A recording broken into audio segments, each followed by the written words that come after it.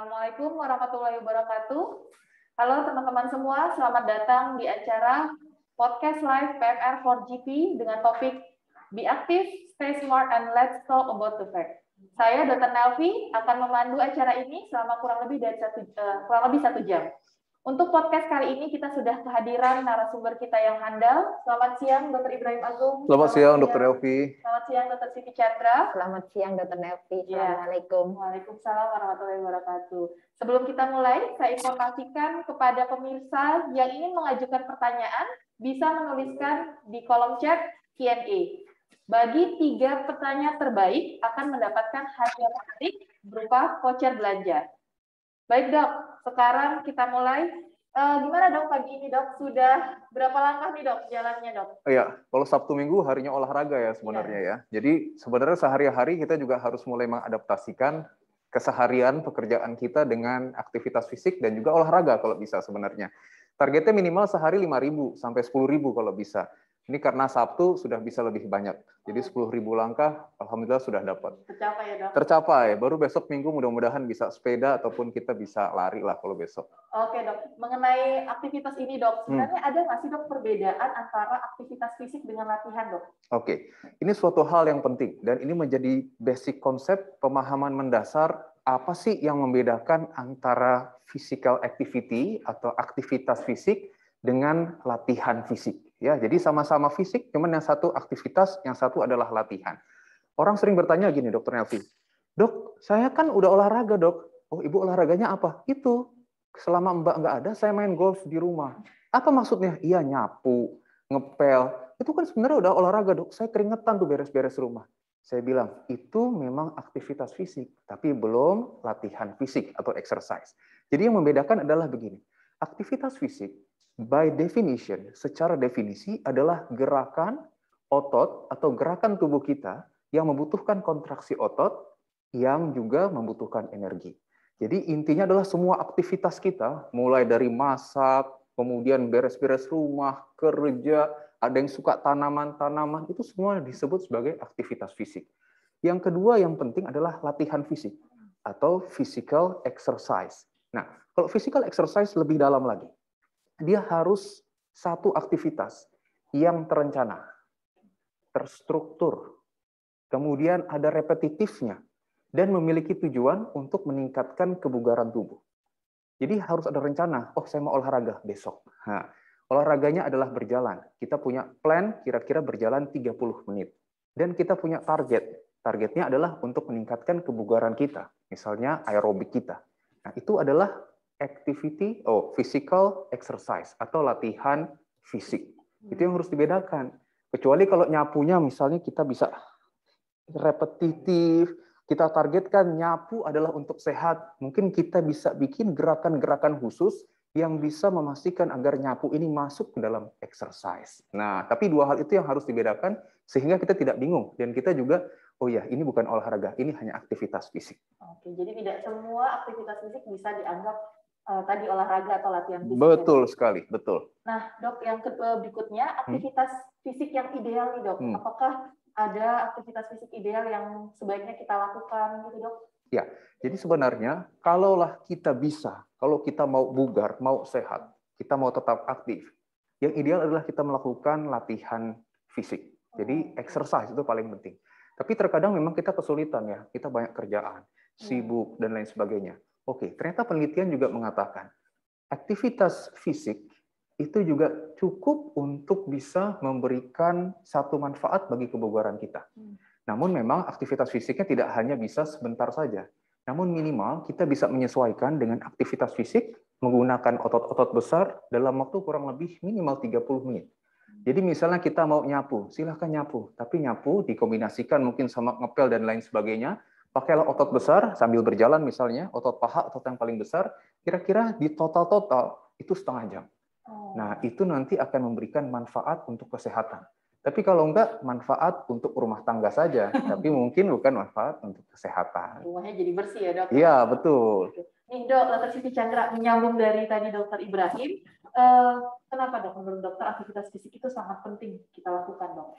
Pasti ya dok, karena kita dalam keseharian itu kan membutuhkan kondisi yang prima.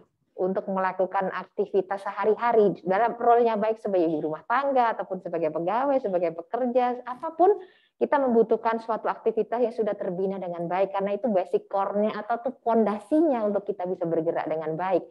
Aktivitas fisik yang seperti Dr. Ibrahim tadi katakan, bisa aktivitas itu pas spesifik, kalau di rehab dibilangkan itu khususon gitu. Khususnya mau dibikin apa? Kalau mau aktivitas lengan, nanti apa ibu-ibu, oh saya mau ini, mau merapikan tanaman saya, pakainya anggrek saya di atas, berarti harus pakai tangan, berarti latihannya tangan, kayak gitu dok. Kalau latihannya tadi seperti saya menggunakan kaki, wirawiri, jalan, berarti yang dilatih adalah tungkai. Jadi itu salah satu yang kita memang gunakan latihan khusus untuk menunjang aktivitas dalam keseharian. Oke, jadi aktivitas ini kita perlukan untuk mempertahankan kemampuan kita untuk melakukan aktivitas sehari-hari. Ya? Iya. Oke, untuk diketahui bahwa Dr. Chandra ini adalah spesialis kedokteran fisik rehabilitasi yang banyak berhadapan dengan kasus-kasus COVID. Nah, dok, saat ini terutama pasien-pasien pasca COVID, dok. Iya. Aktivitas apa sih yang terbatas oleh para penyintas COVID ini, dok? Dan kenapa itu bisa terjadi, dokter? Iya, baik. Terima kasih, Dokter Nelvi. COVID ini ada yang spesifik respiratori, ada yang di luar respirasi. Jadi akhirnya ada yang kena tuh paru-parunya, ada yang di luar dari paru-paru. Paru-parunya nggak apa-apa, dia nggak pernah sesak selama COVID, tapi dia positif PCR-nya. Jadi dia harus isolasi mandiri, badannya nggak enak semuanya. Mungkin gejala banyak di luar, banyak otot, tulang, dan sendi misalnya yang terkena, bukan karena sesaknya. Yang terdampak nanti sisanya habis COVID yaitu gitu. Itu kan salah satu modal kita untuk bergerak selain pernafasan. Jadi di pernafasan atau di luar pernafasannya. Kalau itu terkena ya harus diperbaiki gitu. Apa yang dilihat? Kamu cepat capek enggak? Biasa dikatakan aku cepat capek. Nomor 1 keluhan terbanyak, separuh pasien lebih itu cepat lelah. Jadi harus dikembaliin lagi gitu. Lelah ngapain? Aduh dok, saya itu baru berdiri jalan 5 meter aja capek. Latihannya Pak, latihan dulu duduk berdiri. Latihan dulu berjalan semampu dia. Kalau dia mampu, kita kan ada di dalam rehab tuh misalnya jadi sederhana ya Dr. Ibrahim, ya duduk berdiri 30 detik. Kalau dia bisa lebih dari 12 kali, dengan catatan oksigennya nggak drop. Kita kan suka ngukur dengan saturasi oksigen. Saturasi oksigen yang dijepit di tangan. Kalau bisa diukur, kalau bisa saturasinya jangan turun lebih dari 4 poin. Atau jangan di bawah 94%. Itu tandanya tubuhnya masih mampu untuk kompensasi. Boleh dilanjutkan aktivitasnya. Tapi kalau mulai turun, stop di situ. Itu batas maksimalnya dia. Jadi latihannya sampai situ. Untuk bisa lebih tinggi lagi, latihannya bertahap mencapai targetnya dia. Saya mau dari tempat saya duduk ke dapur. Itu goalnya. Berarti latihannya yang menuju ke sana bertahap. Seperti tadi Dr. Ibrahim katakan, 30 menit sehari kalau bisa. Tetap itu istilahnya bukan aktivitas harian, tetapi task spesifik exercise. Latihan khusus untuk mencapai aktivitas harian. Gitu, Dok. Jadi masalah umumnya itu mudah lelahnya itu. Mudah lelahnya ya? Banget. Tapi kalau kasus-kasus yang lebih dominan ke paru yang kena, sesak biasanya ada muncul. Selain lelah, itu berimbang. Ada juga batuk yang muncul. Mengganggu dok, saya baru ngomong sebentar aja, sedikit aja gitu, batuk muncul. Nah itu yang harus diatasi. Bisa. Karena batuk muncul karena refleks dari batuk itu teregang. Jadi ada saluran nafas, kemudian ada kantong-kantong udara, yang kalau kita tarik nafasnya kebanyakan, itu langsung batuk gitu, langsung muncul batuknya. Jadi tarik nafasnya bertahap, dicicil. Wah, gitu supaya tidak sampai teregang lebih, jadi tidak muncul efek batuknya. Oh, baik dok. Nah dok, ini kan tadi berkaitan dengan COVID ya dok ya. Tapi dampak pada yang tidak mengalami COVID kan karena masa pandemi ini kita harus di rumah. Ya. Jadi anak-anak nih harus sekolah dari rumah, bapak-bapak kerja dari rumah, bahkan ibu yang biasanya ke pasar, supermarket, semua belanja online ini dok, ya, di rumah dok. Mager berjamaah. Ya. Nah dengan pola mobilisasi yang seperti ini dok, bagaimana efek PPKM ini dok terhadap aktivitas fisik masyarakat kebanyakan nih dok? Apa sih dampaknya terhadap kesehatan kita dok yang stay at home ini dok? Baik dok, karena tidak semua orang itu menganggap olahraga itu, sering menganggap olahraga itu harus keluar dari rumah.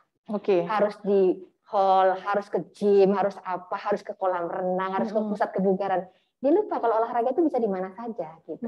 Olahraga yang paling sederhana, olahraga pernafasan atau olahraga ringan, baik itu tadi latihan dalam aktivitas tapi dibentuk olahraga kayak Dr. Ibrahim tadi. Kalau memang kita mau lakukan aktivitas rumah tangga dengan terstruktur khusus, jadi ada hitungan latihan bebannya, itu harus dikerjakan di rumah start secepatnya. Kenapa? Karena kalau tidak melakukan exercise yang rutin, reguler, kebiasaan atau habit exercise itu akan hilang. Kalau habitnya hilang, dia merasa tidak perlu, imun level juga akan turun, kebugaran turun, dan kalau dia terpapar, otomatis akan lebih berat. Oke, jadi untuk menjaga imunitas tetap tinggi ya, tetap harus aktif ya, walaupun di rumah saja ya. Jadi untuk para anak-anak, bapak-bapak dan ibu-ibu tuh harus dirancang program ya, Dok. Iya, betul. Karena otot kalau tidak digunakan dia akan hilang. Oke, baik, Dok. Sekarang kita masuk ke sesi pertanyaan. Apakah sudah ada pertanyaan dari para pemirsa? Masih belum ada pertanyaan? Mungkin kita lanjutkan dulu sesi bincang-bincang kita ya. Oke. Sambil menunggu pertanyaan, Dok ya, kita lanjutkan pertanyaan kita nih, Dok, untuk Dr. Ibrahim. Menyambung pembahasan tentang aktivitas fisik tadi, Dok. Saat ini kan semasa pandemi ini muncul banyak tren nih, Dok. Mulai dari bersepeda, terus olahraga virtual di rumah, melihat YouTube dan lainnya, dan juga termasuk berkebun, gardening. Nah, itu jadi hobi baru nih di masyarakat. Nah, menurut dokter, bagaimana kegiatan tanaman berkebun ini sebenarnya kan kadang sudah berkeringat ya, Dok ya. Itu sudah cukup nggak, Dok, untuk memenuhi kebutuhan aktivitas fisik dari setiap orang? Oke. Kita harus lihat dulu ya. Karena berkebun, bercocok tanam, tentu setiap orang akan berbeda-beda cara berkebunnya. Kalau yang tinggal di apartemen, mungkin dia hanya banyak nyemprot-nyemprot. Tapi kalau yang tinggal di halaman dengan pekarangan luas, mungkin dia akan lebih banyak aktivitas fisik yang dilakukannya. Tentunya kalau ditanya, Dok, cukup atau tidak, kita bisa lihat ke dalam tadi basic dari prinsip sudah cukup belum melakukan aktivitas atau belum sesuai dengan definisinya. Kalau hanya ngelihat tanaman, semprot-semprot, bagus-bagus, kemudian foto-foto ya, kirim-kirim dan kemudian upload, itu tentu belum cukup untuk kita bilang aktivitas fisik. Meskipun sudah berkeringat. Mungkin keringatnya karena terpapar sinar matahari, keringetan gitu, jadi Dr. Nelvi. Tapi kalau memang diniatkan dari awal, oke, kita mau tanda kutip cari keringat. Cari keringat ngapain? Kita sambil berkebun. Jadi dianya adalah berkebun, tapi targetnya adalah cari keringat untuk mendapatkan kebugaran yang lebih baik, itu bisa dilakukan. Maka kita harus lakukan aktivitas-aktivitas dengan menggunakan otot-otot besar. Ini untuk bapak atau ibu yang memang belum ada masalah di sendinya ya, jadi pinggang mungkin nggak bermasalah, lutut nggak bermasalah, itu bisa menggunakan aktivitas tertentu. Misalnya mengangkat pot dengan baik, tentunya harus diperhatikan sendi-sendinya juga. Kemudian juga mengambil tanah, itu juga bisa dilakukan. Mengambil air yang cukup banyak untuk bisa menuangkan. Nah, ini adalah gerakan-gerakan yang menggunakan otot-otot besar. Ketika serangkaian gerakan tersebut dilakukan, kemudian sudah mendapatkan waktunya yang cukup, misalnya tadi minimal 30 menit ya, Dok, karena memang definisi latihan aerobik itu membutuhkan minimal waktu 30 menit. Betul. Dengan menggunakan otot besar tadi, otot paha, otot lengan, maka itu akan masuk ke dalam satu aktivitas fisik yang cukup untuk bisa meningkatkan imunitas tubuh dan juga meningkatkan kebugaran tentunya. Jadi memang lebih baik kalau memang kita suka sesuatu, biar dapat banyak manfaatnya, kita niatkan juga. Kita suka bercocok tanamnya, kita suka berkebun, kita suka tanaman misalnya, kita niatkan juga dari berkebun kita mendapatkan manfaat kesehatan. Ya, jadi kita dapat sukanya, hobinya dapat, sehatnya dapat. Semuanya jadi dapat. Kita adaptasikan, betul. Itu juga semua hobi sebenarnya bisa seperti itu. Bisa seperti itu. Asalkan kita memang sudah tahu konsep awalnya, sehingga ketika di awal kita sudah merencanakannya itu untuk mendapatkan sesuatu yang tadi saya jelaskan. Oke, jadi tidak semata-mata ya, Dok, judulnya berkebun terus sudah memenuhi aktivitas fisik yang tadi dia sarankan 30 menit. Tapi harus di breakdown kira-kira aktivitasnya apa saja. Dan tadi, Dok, paling penting jangan sampai menimbulkan rasa nyeri ya, Dok ya. Jadi setiap orang tentu akan berbeda. Betul. Oke, siap. Dok, ini udah mulai ada pertanyaan dari para pemirsa nih, Dok. Pertama dari Mary untuk Dr. Ibrahim. Pertanyaannya, untuk mereka yang sudah terlanjur memiliki aktivitas fisik yang rendah, tidak terbiasa olahraga, apa yang harus dilakukan untuk memperbaikinya, Dok? Dan berapa lama waktu yang diperlukan untuk bisa bugar? Gimana, Dok? Jadi ini satu hal yang mungkin saya sharing dulu ya, bahwa ada satu kurva yang mungkin ini sudah sangat terkenal nih, sejak pandemi ini. Sebenarnya ini penelitiannya sudah lama, namun sejak pandemi ini semakin diulang-ulang. Bahkan dari Kementerian Kesehatan juga menjelaskan tentang J-curve. Kebetulan bentuknya memang kurvanya seperti J. Kurva ini menghubungkan antara imunitas seseorang dengan exercise yang dilakukan. Di situ dapat dilihat bahwa exercise, latihan, atau olahraga lah lebih mudah kita sebutkan, ringan, itu akan memberikan manfaat yang sedang terhadap peningkatan imunitas. Sebaliknya, moderate exercise, jadi olahraga atau aktivitas yang sedang, itu akan memberikan efek yang sangat baik untuk imunitas kita. Ya, namun sebaliknya lagi, aktivitas fisik yang severe, yang sangat berat, ya, yang sangat heavy, itu malah lebih berat untuk menurunkan imunitas tubuh. Lebih berat dibandingkan nggak ngapa-ngapain. Ya, jadi kita harus lihat dulu. Oh, banyak orang-orang yang mungkin sebelumnya nggak pernah exercise, tapi sejak PPKM tanda kutip latah ya. Oh, pada sepedaan kita sepedaan. Oh, pada maraton kita maraton. Ya. Nanti pada apa misalnya tanaman kita tanaman, ikan cupang kita ikan cupang. Nah, itu kan trennya di Indonesia yang suka latah. Akibatnya kita harus melakukan satu serangkaian adaptasi kepada tubuh kita untuk melakukan aktivitas fisik. Secara teori, habit exercise, physical activity, manfaat latihan akan dirasakan seseorang ketika dia rutin melakukan aktivitas selama waktu 12 minggu. Jadi kira-kira 3 bulan dia bisa rutin, maka dia akan mulai mendapatkan manfaat dan tubuhnya mengalami habituasi atau kebiasaan. Jadi bisa dimulai sebenarnya dengan latihan sederhana, latihan aerobik. Misalnya yang suka jalan, ini gunakan protokol, jangan lupa seminggu jalan 3-5 kali. Dengan durasi latihan paling minimal, seminggu itu totalnya latihan adalah 150 menit. Itu minimal. Dilakukan rutin sampai dengan 12 minggu. Setelah 12 minggu, itu sudah mulai menjadi adaptasi kebiasaan baru untuk tubuh. Nah, jadi setelah itu minggu depannya, kalau nggak olahraga, badan mulai nggak enak. Mulai rasanya tidak nyaman. Gitu. Kenapa? Karena tubuh kita sudah mulai beradaptasi dengan pola exercise-nya. Begitu, Dok. Jadi tadi ringan, sedang, berat itu tiap orang beda-beda ya, Dok ya, tergantung modal yang dia punya. Tapi yang direkomendasikan yang moderate sedang ya, Dok, saja. Jadi nggak boleh juga terlalu berlebihan olahraga tersebut, malah menurunkan sistem imun sebenarnya. Betul sekali. Oke, baik. Pertanyaan kedua nih, Dok, untuk Dr. Siti Chandra, Dok.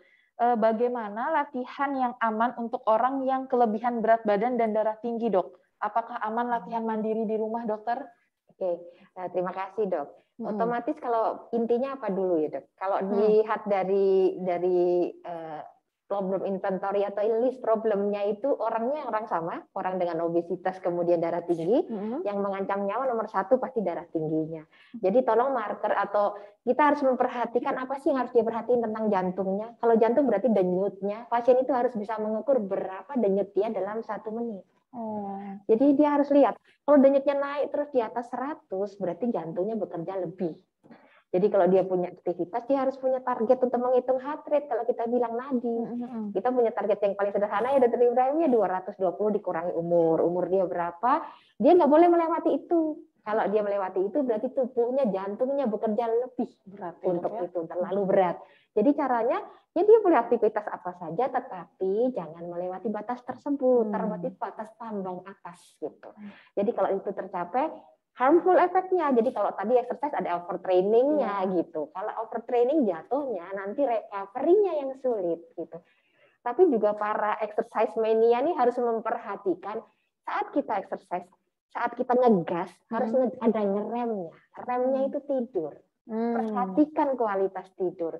Karena beberapa gamer begadang kan di pandemi kan, rata-rata itu lupa bahwa tubuh kita perlu rehat. Rehat yang paling total, kafah betul-betul seutuhnya itu tidur. Tidur dengan kualitas yang baik itu recovery yang nomor 1. Jadi exercise untuk ngegas memperbaiki, kemudian direm, dikembalikan balancingnya dengan tidur yang baik. Sama kayak mesin ya, Dok ya, butuh waktu untuk mati dulu, nggak bisa dipakai terus menerus. Kalau nggak turun mesin. Iya, benar. Soalnya di PPKM, Dok, ada yang tidur terus digas. Iya, direm terus, nggak ngegas. Itu yang pelan-pelan kita melar ya. PPKM itu. Ini dok, pertanyaan sebenarnya ada lagi satu pertanyaan dari Cici untuk Dokter Ibrahim. Ya. Mungkin tadi udah sedikit Dokter Ibrahim singgung, mungkin tapi bisa dijelaskan sedikit ya dok. Apakah ibu rumah tangga yang mengerjakan pekerjaan rumah tangga seharian bisa dikatakan aktif? Olahraga apa yang disarankan untuk ibu rumah tangga? Mungkin sedikit diulang yang tadi dokter udah sharing sebenarnya dok. Jadi kita harus lihat dulu tadi. Kan kita inginnya semua ditanya, kalau kita tanya, ibu mau sehat nggak? Semua orang pastikan mau. Ibu kalau mau sehat, ibu olahraga. Nah, mulai mikir gitu. Ibu kalau mau olahraga, ibu harus pakai olahraga yang aerobik. Semakin mikir. Kenapa? Iya dok, kerjaan saya banyak di rumah. Nah, oleh karena itu gimana caranya agar pekerjaan ini mendapatkan dua manfaat? Satu, rumah bersih, satu, badan sehat. Kan begitu. Tapi kita harus lihat dulu basic konsepnya di awal. Ada namanya aktivitas fisik dan ada namanya latihan fisik. Aktivitas fisik ini adalah gerakan tubuh kita yang membutuhkan energi dengan menggunakan kontraksi otot. Jadi sebenarnya kerjaan rumah itu sudah aktivitas fisik, tapi belum cukup, sebenarnya belum cukup. Karena kalau mau latihan fisik atau exercise atau olahraga, dia harus terencana, terstruktur dan berulang, ya, dan juga bertujuan untuk mendapatkan kebugaran. Jadi sekarang mungkin untuk ibu-ibu di rumah, sebelum ngerjain kerjaan rumah, niatkan dulu bahwa dia akan melakukan pekerjaan rumah dan juga agar badannya sehat juga. Jadi rumah biar bersih dan badan harus sehat. Otomatis kegiatan-kegiatannya itu banyak yang harus diulang dan juga gerakannya terkontrol. Ya, kadang-kadang kita nyapu ya, kadang-kadang nyapu. Tapi kalau kita tahu niatnya adalah untuk olahraga, oke, kita mau olahraga dengan bahu kita yang harus lebih bagus, maka mungkin nyapunya akan lebih terkontrol gerakannya. Ya, kemudian kalaupun ngepel, gerakannya pun akan lebih terkontrol. Jadi hal-hal seperti itu yang harus dikontrol. Kemudian kalau di pertanyaan kedua tadi, dok, olahraga apa yang baik? Olahraga paling sederhana. Jika ibu tidak ada komplikasi ya, nggak ada masalah sendi, jelas olahraga yang paling bagus ya berjalan atau berlari ringan. Karena dengan olahraga aerobik, manfaatnya jauh lebih banyak, apalagi untuk ibu-ibu, untuk meningkatkan kebugaran. Jadi berjalan atau berlari dalam waktu setengah jam setiap hari, seminggu minimal 3 kali, itu olahraga ringan yang paling mudah dilakukan, paling nyaman dilakukan, jika memang tidak ada masalah di sendinya. Tadi sekaligus dapat bonus untuk meningkatkan sistem imun juga ya dok ya? Betul. Itu udah otomatis. Inline semua akan dapat semua nantinya. Oke. Baik dok, nah ini tadi kita singgung terkait latihan fisik tadi ya dok ya. Sebenarnya ada beberapa jenis latihan fisik, mungkin dokter bisa bantu jelaskan dok, karena kan setiap orang kan tertentu, oh ini disuruhnya bersepeda, kadang disuruh pakai beban. Nah itu perbedaannya seperti apa dok? Mungkin nanti dokter Sinchan juga bisa menambahkan nih, dokter Sinchan guru saya nih. Oh iya, guru saya juga. Ini adik-adik saya, menolak tua. Jadi memang secara umum, exercise itu kita bisa bagi dua, paling besarnya dua. Satu latihan aerobik, satu latihan anaerobik. Anaerobik ini kita sebut juga sebagai resistant exercise atau latihan beban. Nah, latihan aerobik definisinya tadi adalah latihan menggunakan otot-otot besar dalam waktu kurang lebih 30 menit. Jadi yang diperpanjang adalah durasinya. Dia harus menggunakan otot-otot yang kita sebut sebagai otot merah ya, karena dia fungsinya adalah untuk oksigen dan lain sebagainya di situ. Jenis olahraga aerobik itu banyak dok. Kita bisa berjalan, berlari, bersepeda, berenang, bahkan berdansa yang ditujukan olahraga itu juga merupakan olahraga aerobik. Ya, jadi olahraga aerobik itu bukan berarti senam aerobik. Ini harus dibedakan. Ada orang bilang, dok, saya mau olahraga aerobik tapi lutut saya sakit. Oh, ternyata yang dimaksud ibu itu adalah senam aerobik. Tentu tidak diperbolehkan. Yang kedua adalah resistant exercise atau olahraga anaerobik. Ini adalah olahraga dengan menggunakan beban. Jadi misalnya kita mau memperkuat satu otot tertentu. Kita mau memperkuat otot pectoralis misalnya. Kita bisa menggunakan latihan bench press ya. Ini adalah olahraga resisten untuk menguatkan otot pectoralis. Maka yang didapatkan adalah otot tertentu saja yang kita fokuskan. Nah, atau misal paling gampang biceps, kita mau latih bicep kita. Ya, ini tujuannya adalah untuk memberikan beban, meningkatkan trofi atau ketebalan dari ototnya. Nah, itu yang harus dibedakan. Jadi setiap orang, mungkin nanti dokter Sinchan akan jelasin persiapan latihan ya, tapi setiap orang itu olahraganya beda-beda. Setiap orang idealnya, olahraga itu tailor-made. Setiap orang berbeda-beda. Jangan sampai kita ikutan orang, dan jangan sampai kita memaksakan orang. Contohnya gini, wah, orang keren banget tuh, lihat YouTube bisa olahraga. Nah, dia mulai ikut-ikutan ya kan? Dia mulai ikut-ikutan. Ternyata dia nggak siap.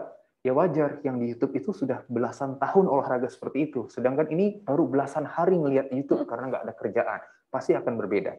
Atau yang kedua, saya misalnya biasa sepedaan ya, ya mungkin nggak banyak, misal 10 kilo, 15 kilo. Tiba-tiba saya bilang, nah kita sepedaan yuk. Iya. Padahal Dokter Nelvi udah 5 tahun nggak sepedaan. Yuk sepedaan yuk. Bisa loh, pasti bisa.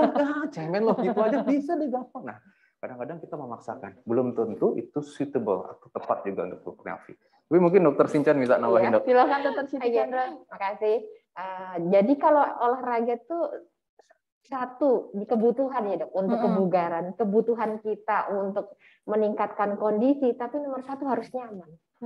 Sukai dulu, jangan karena tadi dibilang apa ikut-ikutan gitu. ya Dok. Cocok nggak untuk Anda gitu. Kalau olahraga yang kita sukai, aduh aku sukanya, aku golongan mager nih, jadi aku nggak bisa kemana-mana, mau sepedaan nggak punya sepeda, masa aku harus beli, cuma dipakai sekali 2 kali kemudian disimpan misalnya, karena hanya weekend pakainya misalnya. Kalau itu latihan apa ya, aku bilang kembali lagi ke prinsip endurance atau strength. Mau dilatih untuk ketahanan lamanya melakukan suatu pekerjaan atau kekuatan dia saat melakukan pekerjaan.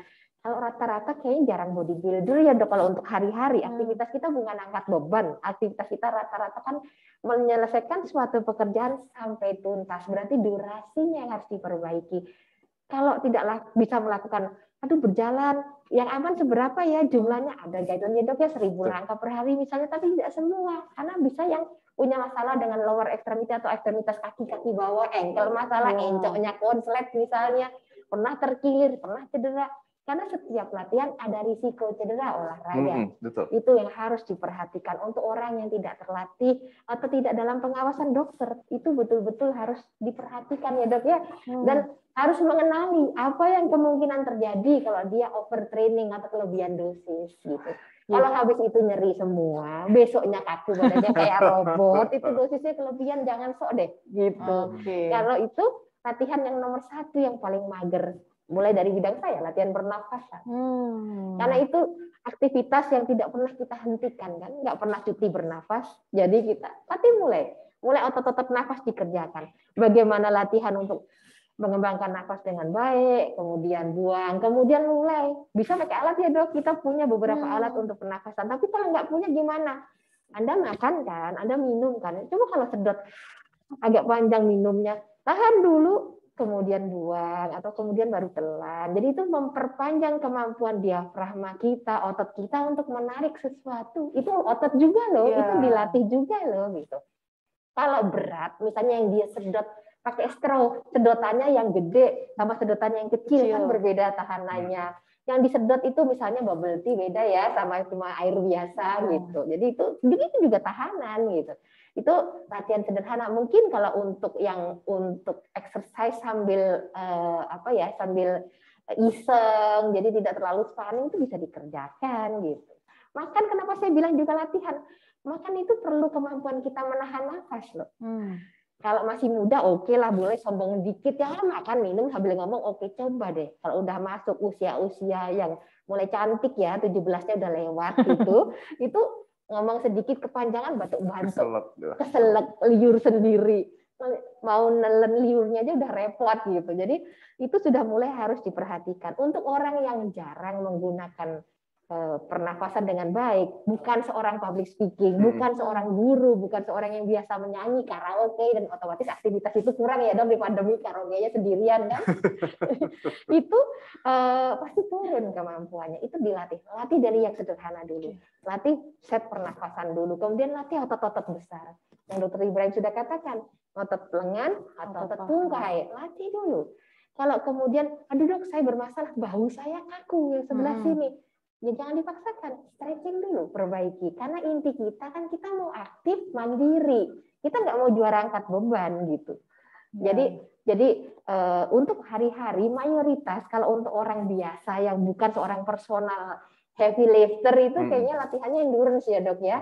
Jadi yang paling menderita di saat pandemi biasanya seorang perenang, swimmer, scuba diver. Waduh Dok, saya rindu banget sama air, seringnya begitu. Adanya itu udah dicicil dulu, latihan nafas aja dulu sebelum nyebur gitu. Jadi latihan nafas saja. Bagaimana inspirasi, kemudian ditahan, di hold inspirasinya, kemudian dibuang. Karena saat dia tahan lebih dari 1/4 detik, oksigenasi akan lebih baik. Oksigenasi, oksigen zat lemas sama zat oksigen itu ditukarnya cuma butuh 1/4 detik. Kalau dia lebih lama tahan, lebih banyak dia masukkan ke dalam paru-paru, lebih bagus juga oksigenasi untuk seluruh otaknya. Kalau otaknya bagus oksigennya, asam laktatnya numpuk ya dok, besoknya nggak kayak robot kalau habis olahraga. Oke, jadi sebenarnya pemilihan latihan itu ya kita sesuaikan dengan tujuannya apa ya dok ya. Kalau mau paling mager tadi, mulai dari nafas dulu, naik ke otot-otot, kemudian aktivitas tertentu. Jadi jangan asal ikut temen, ya udah, padahal mungkin belum tentu cocok dengan diri kita kan. Betul. Oke, dok, tadi dok terkait dengan olahraga virtual ya dok ya. Nah, sebenarnya tadi Dokter Ibrahim bilang nggak mungkin kita bisa menyesuaikan apa yang ada di YouTube gitu ya dok ya. Harus apa persiapan nih dok bagi mungkin pemirsa-pemirsa yang mungkin sering melakukan yoga atau apapun lah exercise yang dipandu dengan YouTube yang mungkin nggak spesifik tadi yang Dokter Ibrahim lakukan, gimana kan dok?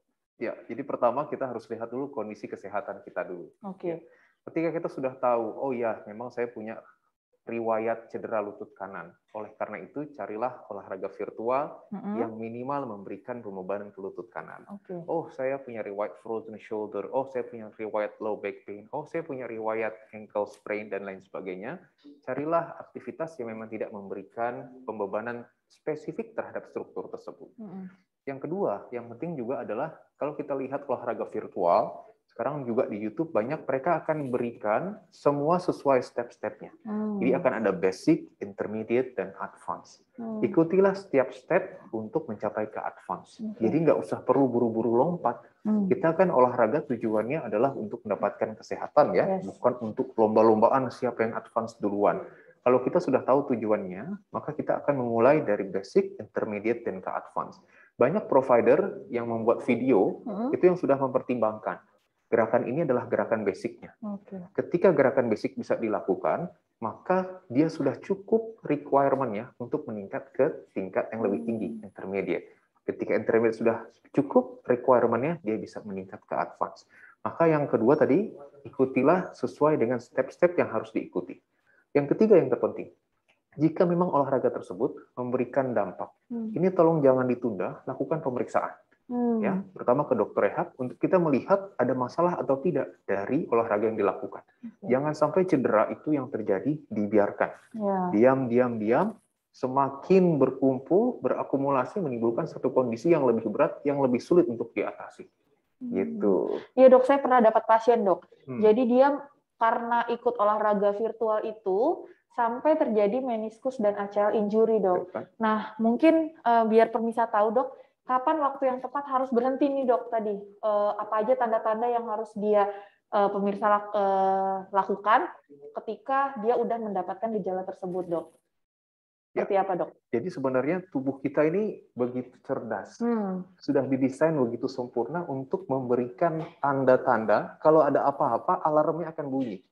Alarmnya itu berupa respon nyeri. Ya, jadi kalau kita merasakan nyeri di satu sisi, itu adalah alarm bahwa ada sesuatu yang terjadi di suatu struktur tertentu. Dalam hal ini misalnya ACL tadi dan meniskus berarti di lutut ya. Ketika sudah mulai ada rasa nyeri, itu berarti tanda ada sesuatu.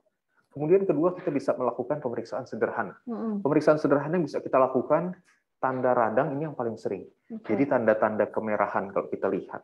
Perabaan kita rasa hangat, ada rasa nyeri, ada pembengkakan, dan gerakan akan terganggu. Itu adalah gejala sederhana yang kita bisa menatakan ada sesuatu nih pasti nih. Oke, jika itu terjadi, stop dulu. Jangan dipaksakan. Seringkali yang tadinya nggak terlalu berat, ya mungkin partial tear, meniskusnya hanya sedikit aja, red zone, masih bagian superficial saja yang bermasalah. Tapi karena mungkin dirasakan, tapi tidak dikhususkan untuk diatasi, diabaikan gitu ya, dia tetap melakukan aktivitas, malah akhirnya robekannya semakin besar. Itu yang sering terjadi. Oke, jadi kalau sudah ada tanda nyeri, apalagi tadi tanda-tanda peradangan sudah mulai muncul, mungkin segera ke dokter ya dok ya untuk mendapatkan pertolongan. Minimal stop dulu, jangan dipaksakan dulu. Baik dokter. Oke dok, sekarang juga udah mulai tadi yang dokter Ibrahim juga udah singgung bersepeda ya dok ya, outdoor karena PPKM udah mulai longgar nih, jadi udah mulai banyak lihat-lihat orang bersepeda. Dari Dokter Siti Chandra dok, bagaimana pemilihan masker, Dok? Apakah sebenarnya boleh menggunakan masker saat bersepeda atau masker yang seperti apa sih, Dok, yang cocok? Karena ini jadi perdebatan banyak ya, Dok ya. Silakan, Dokter. Sebetulnya kini kan kita saat ini PPKM sudah dilonggarkan. Kita sama-sama tahu bahwa entry tempat masuknya SARS-CoV-2 itu cuma dari hidung sama mulut, selain dari mata. Terbanyak itu terikut di udara pernafasan. Jadi kalau nggak mau rumah kita kemasukan binatang buas, tutup pagarnya. Satu-satunya cara pakai masker lah, tutupi hidungmu, tutupi mulutmu, di lockdown lah ya. Yang ini yang di lockdown, bukan manusianya. Silakan aktif, silakan tetap olahraga. Pemilihan masker seperti apa, Dok? Saya maunya yang scuba aja, yang ringan aja ini kan, supaya saya nggak merasa bengep. Sebetulnya masker bedah pun itu hanya sekitar 30% perlindungannya. Beda dengan kita nakes yang sudah dokter pakai berdua gitu. Kalau seperti saya yang masker ganda, itu proteksinya sudah lebih dari separuh, itu lebih pengap sebetulnya. Tetapi kita punya insight, tenaga medis tahu bahwa ini penting untuk saya. Kalau tidak, binatang buas masuk ke dalam badan saya. Kalau saya selalu infokan nih, seandainya SARS-CoV-2 atau si corona ini kita bisa warnai, orang pasti ikhlas loh pakai masker. Kalau enggak dia sedot kok itu, masuk ke badannya gitu. Jadi saya selalu infokan, gimana ya, Dok, saya pengap, Dok, nggak enak. Masker bedah yang Bapak pakai itu cuma proteksinya sekitar 30% loh, nggak seperti yang kami pakai loh. Tapi nggak enak, Dok, olahraganya nggak tahan layak dulu, nggak bisa sepedaan jauh gitu. Kurangilah intensitasnya, dapat manfaat ke badan, dapat juga manfaat aman, tidak dimasuki yang mudarat ke dalam paru-paru kita gitu. Karena kalau pas kondisi Anda kelelahan, jangan paksakan olahraga outdoor. Kalau Anda kurang tidur, jangan paksakan olahraga outdoor. Setelah olahraga outdoor pun sama, ada delayed onset muscle soreness ya, Dok. Ada pegel-pegel ini habis olahraga yang nggak pernah olahraga jadi olahraga, besok saya bilang kayak robot kaku semua karena asam laktat yang bikin beku otot-otot itu keluar. Jadi istirahat yang cukup sebelum dan sesudah olahraga itu syarat supaya recovery-nya ada. Pakai masker, pakailah tolong. Kalau Anda tidak mau pakai masker bedah yang 30%, yang mau lebih rendah yang tipe scuba silahkan, tapi tetap proteksi dikerjakan. Helmet dipakai, kalau ada face mask-nya lebih bagus. Itu prinsipnya hanya mengurangi paparan yang masuk supaya viral load yang masuk ke dalam badan kita, jumlah makhluk berbahaya yang masuk ke badan kita ini berkurang gitu. Karena kalau di saya selain kita proteksi dari badan, kita pakai protokol kesehatan, kita pakai vaksinasi, kita juga menjaga kesehatan, jaga imunitas, kita jaga engineering kontrolnya. Kontrol lingkungan salah satunya adalah tata udara. Yakinkan tempat Anda berada itu sedikit coronanya. Caranya, Anda di tempat, Dok, saya di puncak gunung sendirian, silahkan. Mungkin kalau yang sederhana masih ingat ilmu pengetahuan alam masa dulu, ada angin laut, ada angin darat ya, Dok. Jadi kalau arah udaranya di mana, janganlah Anda menuju ke tempat arah udara. Jadi di saat angin berdarat dari darat ke laut, ya kalian di darat lah. Kalau dari laut ke darat, kalian di laut boleh. Gitu. Jadi istilahnya kita harus di hulu dari muara aliran angin. Karena kalau tidak, si corona kan pengendara angin, avatar dia. Dia pengendara angin. Dia mengikuti angin dan masukin ke Anda. Gitu. Jadi yang ada, saya olahraga di luar, di kompleks sih, Dok. Rumahnya deket. Emang anginnya Anda bawa? Enggak kan, gitu. Anda bukan seorang scuba diver atau skin diver yang memang membawa sendiri tabung oksigennya. Anda masih sharing sama lingkungan, pakai oksigen gratis yang Tuhan kasih, gitu. Tolong dijaga. Pastikan lingkungan Anda aman kalau Anda mau take off, kalau mau buka maskernya. Tapi kalau pakai masker itu paling aman. Tapi nggak enak, Dok. Emang nggak enak. Karena sensori seorang itu mukanya bebas. Itu muka di lockdown tuh nggak enak. Kayak anak kecil bayi yang nggak dibiasain pakai topi, coba dipakai, dibuang. Pakai buang. Tapi kalau dari kecil dia dipakaikan, dia pasti akan tetap santai. Kayak kita yang bisa pakai topi ya, Dr. Ibrahim, terus nggak pakai, dipegang aja kepalanya, nggak enak rasanya, kayak nggak pakai baju gitu. Itu sensori saja. Tapi sebagai orang dewasa, kita punya pemahaman. Yakinkan itu untuk menutup pintu gerbang agar binatang buas tidak masuk. Dengan pemahaman itu kita jadi willingly ringan. Makanya seandainya ada satu pewarna untuk corona, ikhlas semua orang pakai masker. Kalau nggak dia sedot. Tahu ya, Dok. Kalau sedot tampak mata. Kita lihat debu kan, debu gitu, merem langsung tampis gitu. Karena itu tak nampak, ukurannya sangat kecil sehingga nggak ada orang buka masker, dia nggak tahu ada avatar yang datang gitu, dia hirup. Oke. Benar. Jadi tetap kita harus mematuhi protokol itu ya, Dok. Betul, Ya. iya. Dok, terkait tadi pasien pasca COVID juga, Dok, Betul. ya, tadi sudah kita singgung untuk bisa kembalikan masalah paling banyak adalah mudah lelah tadi ya, Dok ya. Nah, bagaimana, Dok, cara pemilihan latihan yang tepat untuk para penyintas COVID tersebut, Dok? Iya. Apakah bisa disamakan tadi yang mungkin Iya. Dokter Baim berbeda setiap orang? Nah, untuk penyintas COVID apa bisa semua penyintas COVID harus mendapatkan latihan A, B, C, D atau seperti apa, Dok? Menuju latihan pada basicnya seperti yang latihan diungkapkan Dokter Ibrahim, tapi modal ke arah sana untuk penyintas COVID-19 adalah respirasinya dulu dibetulkan. Itu cornerstone atau fondasi. Fondasinya enggak boleh desaturasi, fondasinya dia nadi sama jantung sama paru-parunya itu harus dalam kondisi stabil. Pasien harus bisa ngukur berapa kadar saturasinya, berapa nadinya.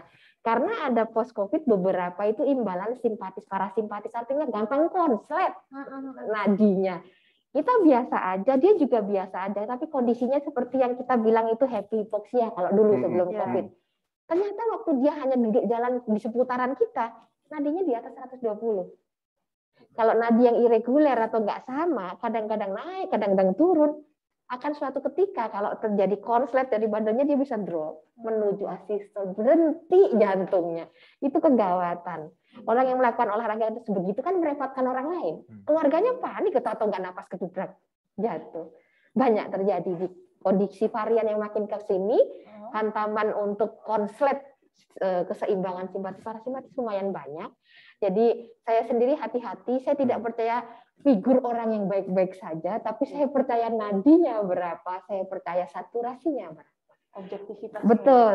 Kalau tidak punya saturasi oksigen kan bisa dihitung breath count-nya berapa. Kalau dia bisa menghitung tanpa naik nadi berlebihan dalam hitungan di atas 20 saat dia berhitung nafas sampai habis, insya Allah dia bisa untuk aktivitas standar. Gitu. Baru itu nanti modal untuk ditingkatkan menuju aktivitas yang Dokter Ibrahim ceritakan untuk kondisi biasa. Oke, berarti Dok sebaiknya di Dok ya para penyintas yang mungkin masih ada keluhan atau untuk kita mengembalikan ke aktivitas normal harus bertemu dokter dulu ya, Dok ya, untuk dievaluasi untuk kita bisa meresepkan secara tepat. Itu tadi ketika dosisnya tidak sampai maka tidak efektif. Dan ketika dosisnya berlebihan itu malah mengancam nyawa sendiri ya, Dok ya. Oke. Dok, sebenarnya Dok terkait yang tadi, Dok, ada nggak, Dok, latihan-latihan yang mungkin bisa aman atau kriteria pasien-pasien penyintas COVID apa yang mungkin bisa kita sarankan latihan aman di rumah seperti itu, Dokter? Latihan yang paling aman mungkin yang paling mudah dan hemat menggunakan otot ya, Dok. Karena makin banyak otot yang direkrut untuk bergerak, itu makin boros juga oksigen yang kita pakai, makin beban jantung juga. Latihan paling mudah ya latihan pernafasan. Gitu.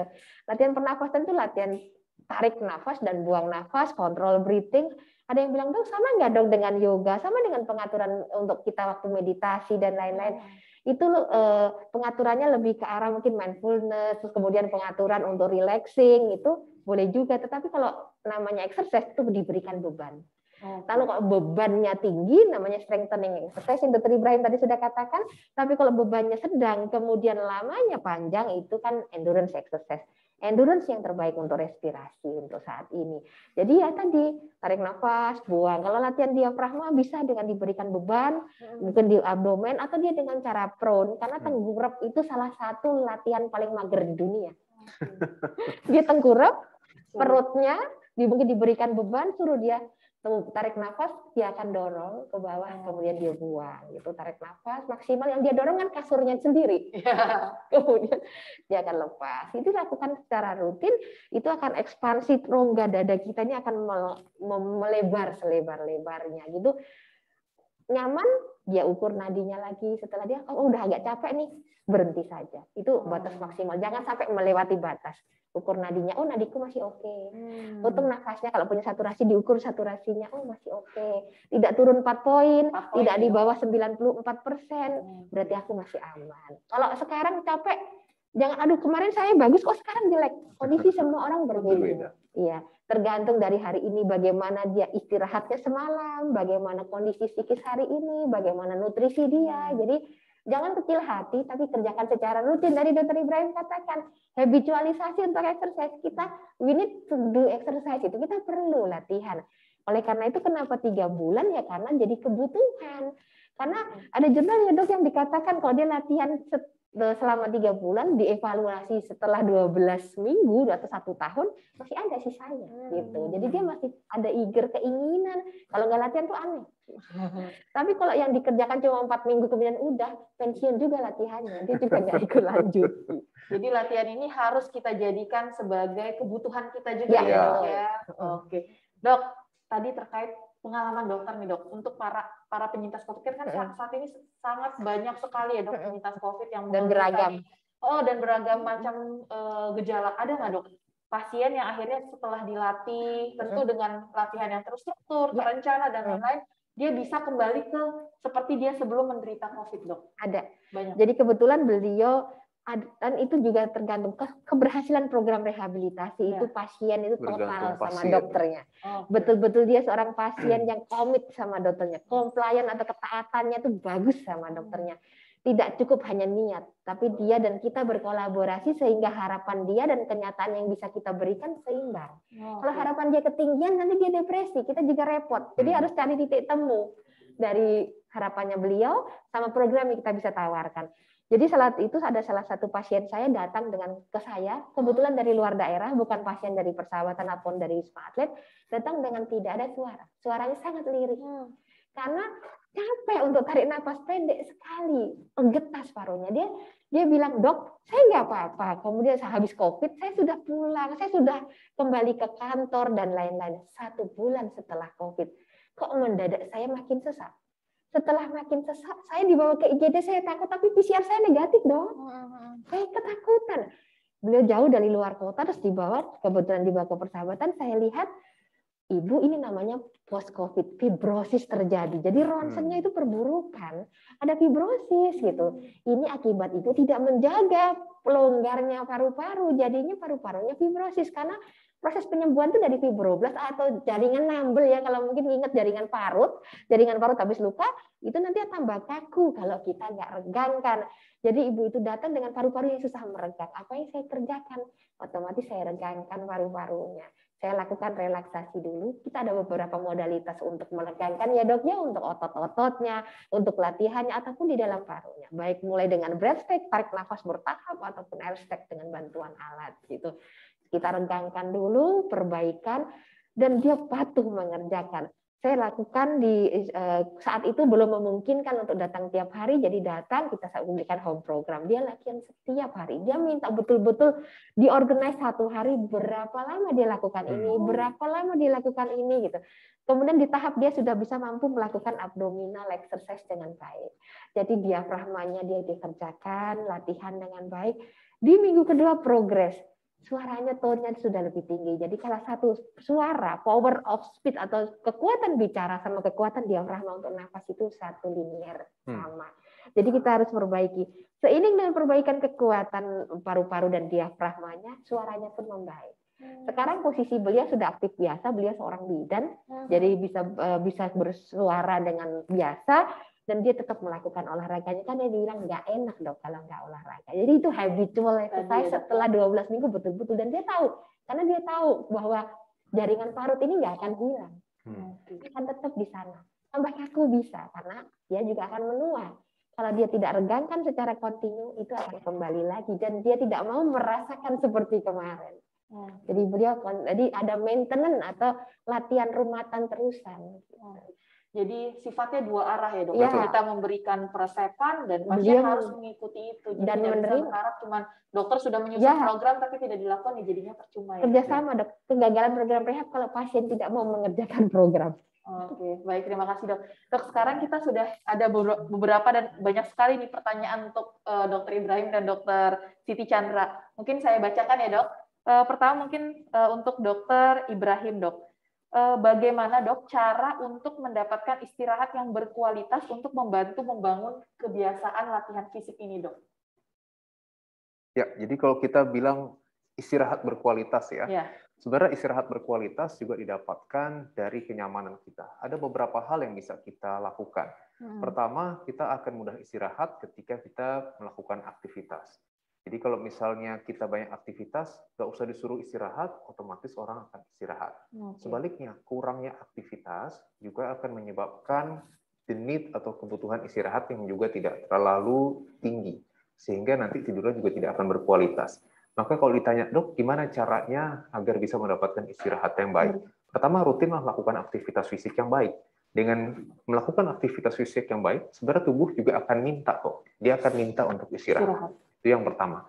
Yang kedua, kita juga harus mempunyai mindset bahwa istirahat ini tujuannya adalah untuk meriset kembali sistem tubuh kita. Kembali kepada sistem homeostasisnya, sistem keseimbangannya.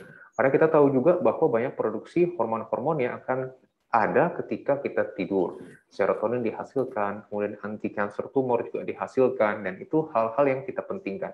Jadi untuk dokter ataupun untuk bapak dan ibu di rumah, kita udah harus tahu, oh tidur itu banyak manfaatnya. Ya, yang ketiga, kita harus sesuaikan dengan kebutuhan kita. Kalau kita lihat di usia-usia produktif, maka kebutuhan tidur 6-8 jam. Itu adalah kebutuhan tidurnya. Ada orang yang workaholic, dia kurang dari 6 jam misalnya, tidurnya hanya 4 jam sekali. Atau sebaliknya, dia mager gitu ya. Tidurnya di total sehari 10-12 jam. Overdosis. Overdosis tidur. Ya. Jadi kurang ataupun berlebihan akan menimbulkan gangguan tidur yang tidak nyaman. Kurang tidur, maka dia akan punya habit bahwa tidurnya akan segitu saja. Ya otomatis setelah 4 jam dia akan terbangun dengan kondisi yang belum tentu segar. Sebaliknya, dok, kita tidur lama ya dok, biar lebih enak. Belum tentu juga. Tidur 10-12 jam malah membuat badan tidak sehat, tidak rileks, bahkan mungkin malah ngantuk lagi dan tidak nyaman. Ya, jadi beberapa hal tersebutlah yang bisa kita lakukan. Namun kembali saya ke penjelasan pertama, aktivitas fisik kita butuhkan untuk bisa mendapatkan hasil istirahat yang juga berkualitas. Meskipun ya kita bisa tambahkan beberapa nutrisi ya yang juga bisa meningkatkan tidur. Contohnya susu, kemudian pisang, itu ada beberapa juga zat-zat serotonin yang juga akan merangsang tidur. Terakhir, serotonin inilah sebenarnya hormon yang sangat membantu tidur. Dan serotonin ini didapatkan dalam kondisi yang rileks sebenarnya. Jadi kalau kita punya ketegangan otot, kita in pain ya, badan kita lagi ada nggak nyaman, itu serotonin nggak dihasilkan. Sebaliknya dengan kita bisa mengurangi nyerinya, misalnya kita lakukan peregangan, kita melakukan stretching, kita memposisikan pada posisi yang nyaman. Selain endorfin yang meningkat, ada juga namanya serotonin. Dan serotonin ini sangat membantu untuk regulasi tidur kita. Demikian dok. Jadi tadi ya dok ya harus dibuat serileks mungkin. Betul. Dan tadi aktivitas ini ternyata membantu untuk meningkatkan kualitas hidup kualitas tidur kita. Betul. Ya dok ya. Betul. Oke, Dokter Ibrahim lagi ya dok, izin dok dari Ani Purwatini dok terkait tadi waktu yang adaptasi dok. Bagaimana cara mengetahui kalau aktivitas fisik kita ini sudah cukup dok dalam posisi baru memulai olahraga jenis low impact dan masih pemula belum sampai 12 minggu dok. Bagaimana dok? Ya, jadi tergantung dengan jenis olahraganya apa. Betul. Tentu kita kalau kita mau bilang olahraga, ya kita harus masuk ke dalam rentang tertentu yang sudah memberikan manfaat untuk tubuh. Tadi Dr. Siti Chandra sudah menjelaskan. Yang paling mudah adalah kita menghitung kalau misalnya ini olahraga aerobik ya, kita menghitung rentang nadi kita di dalam namanya period of exercise. Jadi usia misalnya 220 kurang saya misalnya 40 gitu ya, berarti 180. Kita ambil rentang exercise yang kita mau latihnya. Oh, saya mau latihan tidak mau maksimal, saya hanya mau moderat saja atau submaksimal. Berarti rentang 70-85% dari heart rate maksimal tadi. Kita kali 180 dikali 70, 180 dikali 85%. Maka lakukan olahraga di antara rentang nadi tersebut. Kalau, dok saya sudah lari, tapi nadi saya masih kurang. Anggaplah tadi misalnya 120 gitu ya, minimal sampai 135. Dok saya sudah lari, tapi nadi saya baru 100. Kalau dia tidak minum obat, dia tidak ada masalah apa-apa, berarti dia kurang larinya. Antara kurang cepat, kurang jauh, atau kurang nanjak. Nah, jadi kita bisa ganti intensitasnya, itu bisa dari durasinya kita panjangin, ataupun misalnya kecepatan kita tingkatkan, atau tracknya kita bikin lebih menanjak untuk masuk ke periodnya. Antara 120 sampai 135. Sebaliknya, dok, saya sampai 170 dok. Wah, gawat sekali ya, hampir heart rate maksimum malah. Nah, berarti harus dikurangi. Berarti durasinya mungkin harus dikurangi, track-nya mungkin lebih lurus, atau kecepatan yang dikurangi. Untuk masuk ke dalam window atau jendela daripada rentang exercise-nya. Nah, nanti ke depan, semakin dia rutin exercise, ya, maka dia akan mendapat rentang itu dengan intensitas yang lebih tinggi. Jadi misalnya hari ini jalan setengah jam, kecepatan santai itu udah 130, udah kerasa ngap-ngapan. Setelah 8 minggu, ya jalan 1 jam baru bikin sensasi seperti itu. Nah, jadi kita bisa melihat dari keluhan dan kita bisa melihat dari kemampuan tubuh melakukan satu aktivitas. Itu hal yang sederhana untuk mendapatkan rentang yang kita sudah tentukan tadi. Jadi kalau ditanya, dok, gimana kita bisa tahunya? Oh, lihat aja. Kalau hari ini kita jalan setengah jam, udah ngos-ngosan, kita lihat 4 minggu lagi. Oh iya, jalan setengah jam udah nggak ngos-ngosan. 45 menit baru ngos-ngosan. Berarti sudah ada adaptasi tubuh terhadap latihannya. Gitu. Jadi tadi harus masuk ke dalam zona latihan yang pas ya, dok ya. Oke, ini berarti menjawab juga nih pertanyaan dari Alia kepada Dr. Ibrahim tentang apakah boleh pilih sendiri latihan atau harus konsul dulu. Mungkin sebaiknya kalau memang tadi belum paham untuk menghitung dan menentukan tipe latihannya, mungkin baiknya konsul dulu ya, dok. Jadi bisa terarah gitu untuk latihannya. Oke, baik. Pertanyaan selanjutnya untuk Dr. Siti Chandra. Ini berkaitan dengan COVID nih, dok. Selamat siang, Dr. Siti Chandra dari IMAS, dok. Saya kena post-COVID usia 74 tahun, dok. Dan aktivitasnya hanya di kursi dan tempat tidur, dan ada kelemahan di kedua lutut. Kira-kira aktivitas apa yang bisa saya lakukan, dok? Konsul ini, dok. Ya. Baik, Ibu Imas. Karena ibu kelemahannya di tungkai, jadi tidak melakukan latihan dengan menggunakan tungkai. Kelemahan post COVID dan aktivitasnya di tempat tidur, latihan paling mudah adalah latihan bernafas.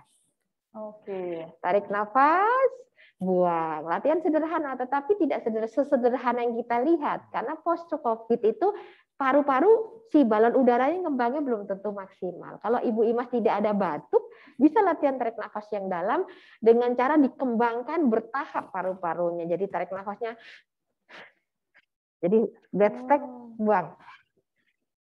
Kompreskan. Tarik nafas bertahap lagi, buang. Sampai kapan? Seperti tadi habituasi dan kemudian penaikan dosis yang Dr. Ibrahim katakan, kalau kita awal mungkin ibu nadinya diukur, kemampuan tarik nafasnya, aduh dok saya baru 3 kali kayak gitu udah capek banget, nadi saya sudah naik, nah itu berarti istirahat, ibu udah melewati. Besok lagi ibu akan sampai sekian kali tanpa lelah, berarti oksigenasi perbaik dan nadinya pun bisa adaptasi. Karena itu kan penguatan untuk latihan otot-otot nafas gitu.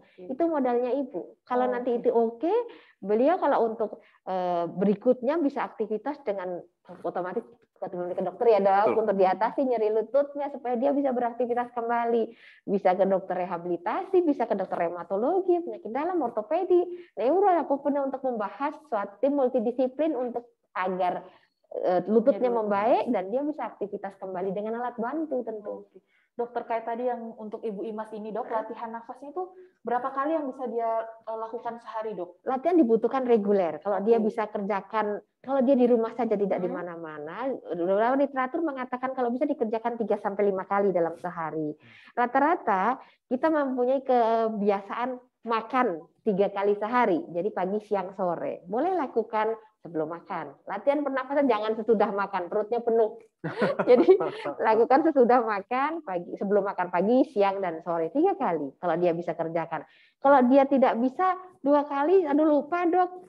Setelah bangun tidur, sebelum tidur, itu 2 kali. Tapi kalau dia bisa gabungkan 5 kali dalam sehari, dia akan dapatkan. Bagi yang muslim yang sholat, ada 5 waktu sholat. Itu waktu boarding yang terbaik, yang tidak pernah ada lagi hitungannya. Begitu azan, selesai sholat, kerjakan latihan pernafasan. Sambil zikir, sambil ibadah. Karena aktivitas yang berbasis rohani itu relaksasinya dapat, ibadahnya dapat, sehatnya, dan imunitasnya pun dapat. Waduh, Masya Allah. Luar biasa ya dok ya. Dokter Siti Chandra nih. Iya. Dok, ini pertanyaan untuk Dr. Ibrahim dan juga Dr. Siti Chandra. Dari Abraham Ismet. Kepada kedua dokter, saya seorang penyandang disabilitas, paraplegi spinal cord injury, dok. Dan juga telah pulih dari COVID-19. Sebelumnya, saya merupakan atlet angkat berat. Setelah terkena COVID, kondisi badan saya menjadi drop. stamina tidak baik dan cepat lelah. Akhirnya saya sekarang pindah cabang olahraga ke atletik. Akan tetapi karena event semakin dekat, pelatih membuat jadwal pelatihan 2 kali sehari, pagi 3 jam, sore 3 jam. Jujur ini membuat saya kewalahan karena kondisi saya masih tidak fit sebelum terkena COVID. Pertanyaannya, apa yang harus saya lakukan agar kembali fit seperti sebelum COVID dan saya dapat mengejar target prestasi saya dalam olahraga? Luar biasa sekali nih Bapak Abraham Ismet. Silakan mungkin dari Dr. Siti Chandra dulu nih terkait COVID-nya. Oke, baik. Pak Abraham, karena nomor 1 yang COVID-nya, pasca COVID-nya, mungkin keteterannya di dalam respirasinya, latih dulu kemampuan respirasinya. Karena kalau dia mau melakukan suatu aktivitas yang ini sport specific training ya, jadi benar-benar prestasi, itu beda di atas rata-rata manusia.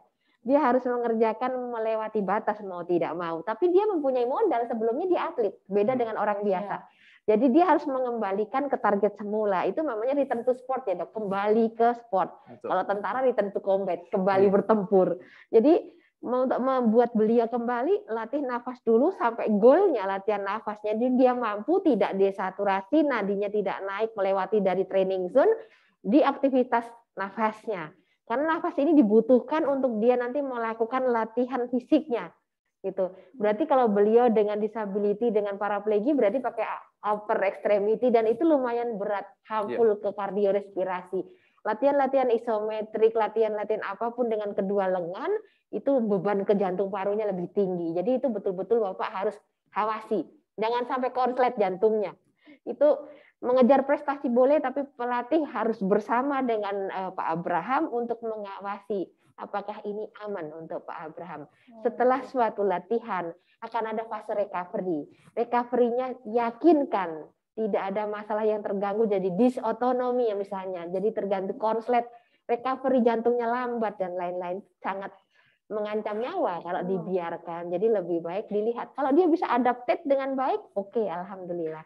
Tapi tetap ingat, stres kontrolnya harus dikendalikan karena dia terkait dengan stres mau menggapai target untuk prestasi itu jantung juga terbebani. Jadi dia harus betul-betul mungkin belajar teknik itu ya Dok, mindfulness atau apa untuk dia controlling performance supaya dia tidak memacu jantungnya bukan karena latihannya tapi karena stresnya gitu. Itu yang betul-betul kalau dari saya respirasi base dulu, kemudian perhatikan untuk kardiorespiratory demand-nya atau kebutuhannya untuk karena ini goal oriented untuk prestasi. Ya harus ada tahapannya Dok, ini terus-terusan bertahap.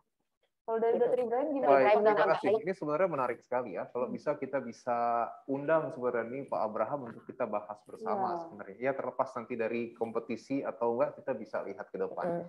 Karena ini disabilitas dan disabilitas itu memang ranahnya rehab sekali, Nah, yang penting adalah karena ini pelatih sudah mengajak atau menganjurkan untuk melakukan satu latihan tertentu. Yang harus kita ketahui, latihan itu kita sebut sebagai training atau exercise training.